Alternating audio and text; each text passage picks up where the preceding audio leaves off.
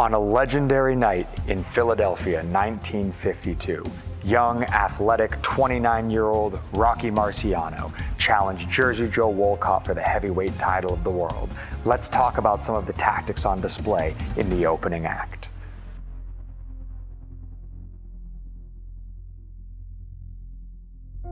Marciano is young and aggressive with a big, powerful punch. Jersey Joe Walcott's the experienced guy here, and he's going to need to lean on his veteran tricks to have success. He doesn't want to spend time in the middle distance. Remember, the middle distance is a shooting gallery. He's going to spend his time all the way out or all the way in. He needs to find some tactics over the length of a long fight to be able to wear Rocky Marciano down. So you can see he comes in, he immediately ties up. He's holding his arms, he's creating traffic. He's hanging and wrestling. He's trying to make what the old timers would say, he's trying to make Marciano arm weary, so that he's punching with his arms and he loses that connection with his hips. And you can see Walcott's clever. Every time Marciano fights and uses his strength and an effort to shuck loose, Walcott's there to rip him in the body, steal a breath from him, take a little bit of his conditioning away from him, because Marciano was a cardio fiend. You can see right here especially, Walcott's doing a couple things that are odd, but you're going to see him play out late. So let's cut back. In this exchange especially, right here, you'll see Walcott's opening with his rear hand. He's throwing that right hand in a variety of ways, and whenever his left hand comes through, he's not really punching with it so much as he's framing. He's pushing, he's pulling, he's slapping, he's off-balancing Marciano. This is something that kickboxers do a really good job of, that boxers don't always think about. You can out-position your opponent, or you can off-position your opponent by not letting him be in a nice, stable place that he can punch hard out of. Once again, Walcott is opening with the right hand. Opening with the right hand is something that gives little pressure fighters like Marciano a lot of trouble. They expect the jab, they depend on being able to get to their open side. And when they get stuck on the line, when somebody opens with that rear hand, it messes up their flow, their ability to sling back and counter quickly because they're pincered between two punches.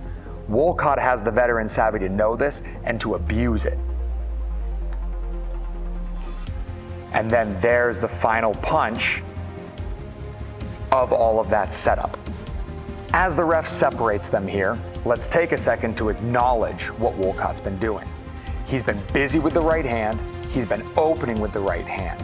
He hasn't really been using his left much. He certainly hasn't thrown it hard with any power. He jabs, he pushes, he holds, he frames, and he's making Marciano focus on that right hand. He comes in here, and he feints his right, and he throws the first real left hook. Real power punch from his left side of the fight. You can see it here in slow motion, and it's beautiful. Rocky Marciano is ready to defend the two, and he is not prepared for that powerful, compact left hook. Puts Marciano down. Now, Rocky Marciano is a gamer, he's a legend. He's got a lot of pressure, he's got a lot of wind, he holds onto his power late. He was down on all of the judges' scorecards in the 13th round when he found his finish, and we're gonna watch that here. One of the greatest knockouts of all time. He's slowed Walcott down, he's kept the pressure on, he's come back from adversity. He feints in, keeps his base, hides that right hand behind his head, and heaves a beautiful cross. Boom! Straight for Walcott's jaw that gets the job done.